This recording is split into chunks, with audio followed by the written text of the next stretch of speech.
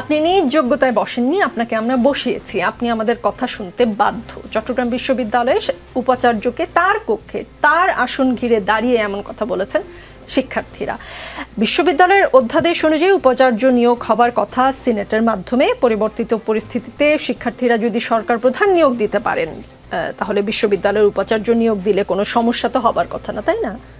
আমি আপনার কথার সাথে অনেকটাই একমত এই কারণেই যে গত 9 মাসে আমরা একটা প্যাটার্ন লক্ষ্য করেছি ফ্রম ডে ওয়ান। সেই প্যাটার্নটা হচ্ছে, শুরুতে আমরা মনে করেছিলাম উত্তেজিত জনতা, একটা ট্রমার মধ্যে আছে দেশের মানুষ, একটা 15 বছরের বিভৎস সময় আমরা পার করেছি। সব কিছু মিলিয়ে আমরা কিছুটা সফটলি হয়তো দেখা শুরু করেছিলাম, এবং সেই সফটলি দেখার সুযোগে আমরা দেখলাম যে 100-র উপর মাজার ভাঙা হয়ে গেল। আমরা দেখলাম নারীদের কাপড়ের উপর মরাল পুলিশিং চলে আসলো। আমরা দেখতে পেলাম বিভিন্ন জায়গায় হই হুল্লা করে কিছু মানুষ ঢুকে যাচ্ছে, হয়তো সেটা আওয়ামী লীগের নেতার প্রাক্তন কোনো স্ত্রীর বাড়ি কিংবা আওয়ামী লীগের কোনো নেতার আত্মীয়র বাড়ি হতে পারে, এবং সেটাকে ভাঙচুর ভ্যান্ডালাইজ করা হচ্ছে। সকল কিছুই আমরা দেখতে দেখতে দেখতে দেখতে এমন একটা সময় আসলাম, মাঝামাঝি সময়ে, যখন আমাদের চিফ অ্যাডভাইজার নিজেই বললেন যে আমাকে ছাত্ররা নিয়োগ দিয়েছে এবং ওরা চাইলে আমি যে কোনো দিনই চলে যাব। অর্থাৎ খুবই চাকরিবিধি অনুযায়ী ঠিক যারাই নিয়োগ করে তারাই তাকে সরিয়ে দেওয়ার ক্ষমতা রাখেন। সো ঠিক একই রকমভাবে উনি বললেন, এবং এই কথাটি বলার মধ্যে দিয়ে একদিকে যেমন এই মব যারা তৈরি করছে, মব থেকে সুবিধা নেওয়ার চেষ্টা করছে, তাদেরকে উনি এক ধরনের প্রশ্রয় দিলেন এবং তিনি বললেন আমি তোমাদের সাথে আছি। না, এটা উনি প্রত্যক্ষভাবে বলেননি বা এই শব্দগুলো এক্স্যাক্টলি উনি বলেননি, কিন্তু উনি ওনার কাজ কর্ম এবং নানান আচার আচরণের মধ্যে দিয়ে বুঝিয়ে দিলেন উনি আছেন।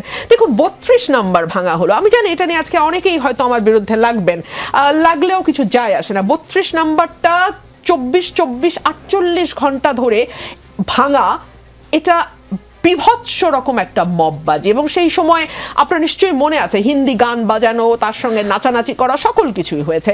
এরপরে আমরা দেখলাম যে যেই মবের ব্যাপারে বলা আছে যমুনার একটা মানে লক্ষণ রেখা টানা আছে, তার বাইরে আসলে গিয়ে কেউ যমুনার কাছে মিটিং করতে পারবে না। কিন্তু আমরা দেখলাম যে সরকারের নিজস্ব দল, যেটাকে আমি রাজার দল বলি, তারা কিন্তু ঠিকই যেতে পারলো, এবং তার পরপরই আমরা দেখলাম আওয়ামী লীগকে নিষিদ্ধ করার একটা ঘোষণা আসলো।